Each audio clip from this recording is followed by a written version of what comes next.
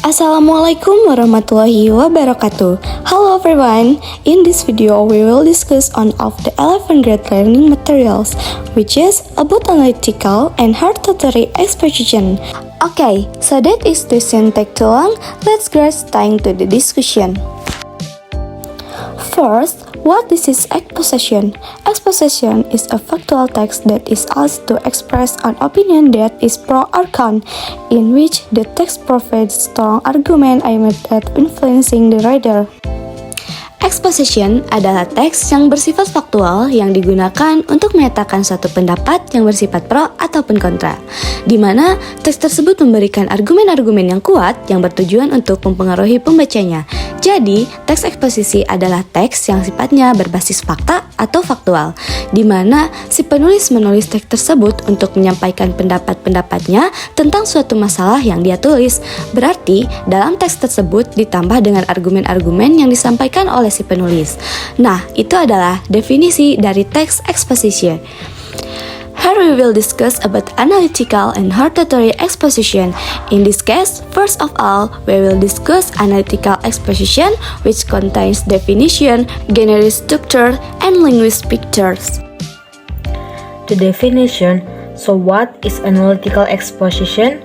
Secara bahasa, analytical bermakna examining or liking to examine things very carefully.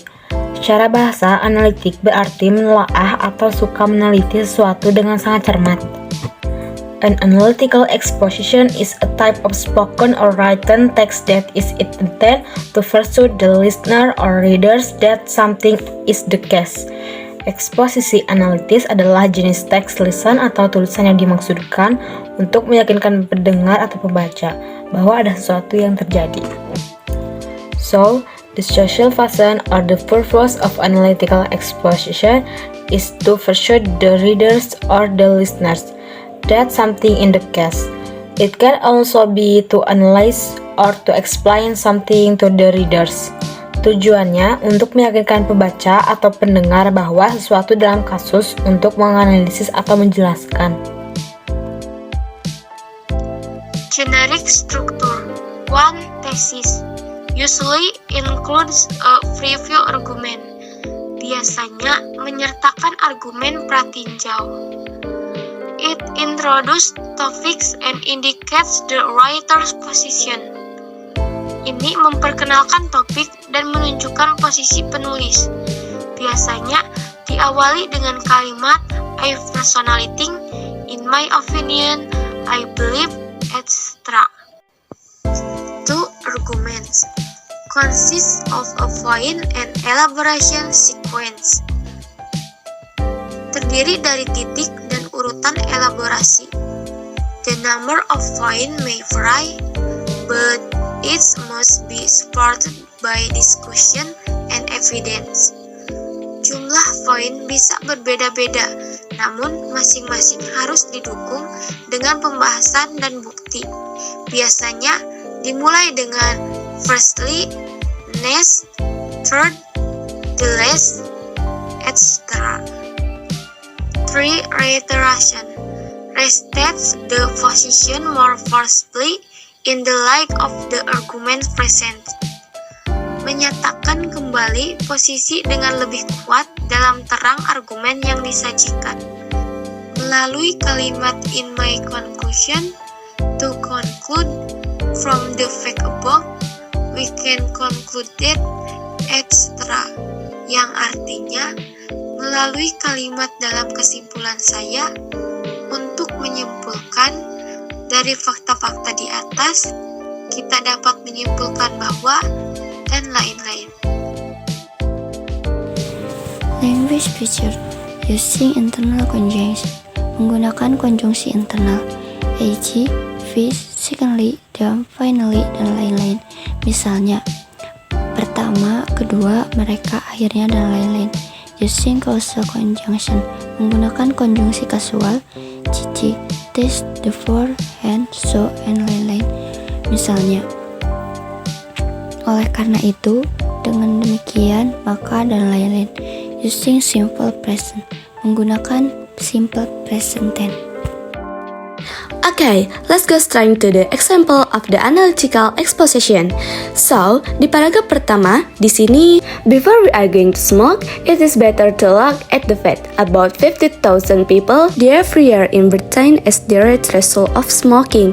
This is 7 times as many as the in-road accident, nearly a quarter of smoking because of the diseases caused by smoking.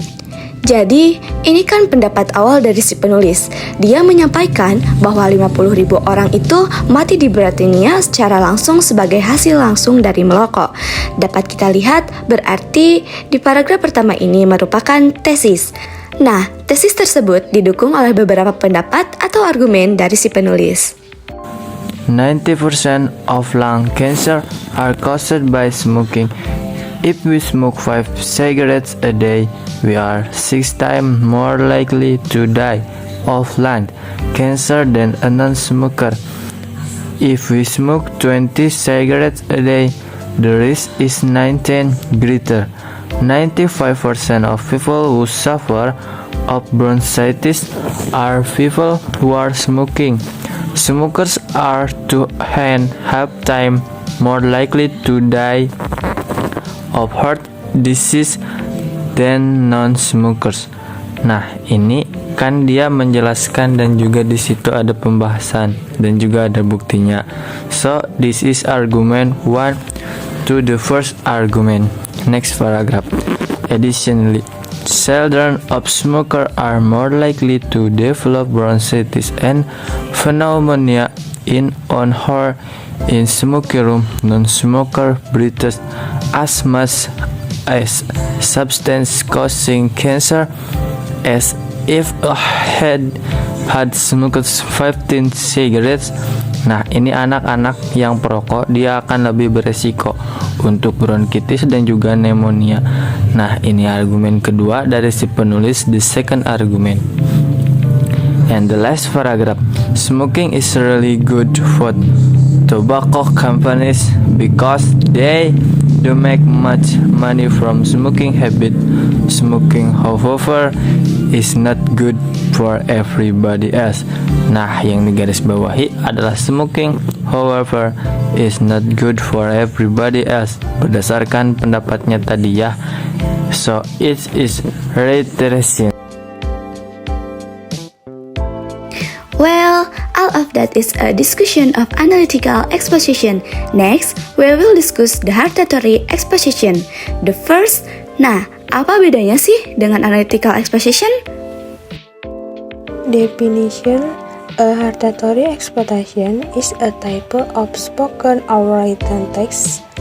This is intended to explain the intents of readers that something should or should not happen or be done. Jadi, hartatory exposition adalah jenis teks lisan atau tulisan yang dimaksudkan untuk menjelaskan kepada pendengar atau pembaca bahwa sesuatu harus atau tidak boleh terjadi atau dilakukan. It is a text which represents the attempt of the writer to help the addresses do something or arrange in certain way. Ini adalah teks yang mewakili upaya penulis agar penerima melakukan sesuatu atau bertindak dengan cara tertentu. Purpose: hartatory exposition is a site to persuade the reader or listener that something should or should not be the case. Tujuan hartatory exposition digunakan untuk meyakinkan pembaca atau pendengar bahwa sesuatu yang seharusnya tidak terjadi. Generic structure in hartatory exposition, they are thesis, arguments, and recommendations. Thesis, yaitu pembahasan awal si penulis serta posisi penulis terhadap persoalan tersebut. Thesis is similar to tentative conclusion which needs to be proven by certain fact and argument. In the end, it can be true or false. Berisi isu atau topik permasalahan yang diangkat sebagai pokok persoalan serta posisi penulis terhadap persoalan tersebut. Yang kedua, arguments. Argumen harus memberikan pendapat-pendapat sesuai pembahasan yang disertai dengan bukti dan juga pembahasannya. This is the past which try to examine and support that the thesis stated above is true. Yang ketiga yaitu recommendation, yaitu merekomendasikan sesuatu kepada pembaca atau pendengar. It presents statement of what ought or ought to happen. Jadi apa yang harus terjadi atau yang tidak harus terjadi. Kalimat yang biasa digunakan adalah you should, we must, you should be, and extra. Itu apabila kita merekomendasikan sesuatu yang diperbolehkan. Dan kalimat you shouldn't, you must not, we ought not to, extra. Dan itu apabila kita merekomendasikan sesuatu yang tidak diperbolehkan atau tidak disarankan. Language pictures. 1. Using abstract noun, policy, advantage, and others. Menggunakan kata benda abstrak, kebijakan, keuntungan, dan lain-lain. 2. Using action verbs. Menggunakan kata kerja tindakan. 3. Using modal adverbs. Certainly, surely, and others. Menggunakan kata keterangan, modal, pasti, dan lain-lain. 4. Using temporal cognitive. Firstly, secondly, and others. Menggunakan ikatan temporal, pertama, kedua, dan lain-lain. 5. Using evaluative word, important, valuable, trustworthy, and others. Menggunakan kata-kata evaluatif, penting, berharga, dapat dipercaya, dan lain-lain. 6. Using passive voice course, menggunakan kursus suara pasif. 7. Using simple present tense, menggunakan simple present tense. Okay, so let's see example hortatory exposition. Tourism benefit on local people. Paragraf pertama sudah pasti adalah tesis. So, the next paragraph, tourism in tourists will not give much benefit for local people if, for example, multinational hotel Chinese don't care about the surrounding natural when they build new hotels. Berarti yang pertama, dia bilang pendapatnya bahwa industri pariwisata itu tidak memberikan banyak manfaat bagi orang lokal. Kenapa? Karena di situ contohnya, di situ dia menyampaikan buktinya. Nah, this is the first argument. The next paragraph, moreover, some facts show that tourists tend to go visit and spend their money in restaurant, bar, and even luxury hotels of that multinational Chinese. Nah, jadi di situ dia sampaikan bahwa para turis itu lebih suka ke restoran daripada ke kafe atau warung-warung makan ataupun hotel yang dimiliki oleh local people. Mereka lebih suka kayak ke restoran orang luar yang lebih mewah. Nah, berarti ini argumen yang kedua. Berarti paragraf yang terakhir sudah pasti rekomendasi. Jadi perbedaan dari analytical dan hortatory exposition adalah dari akhir paragrafnya.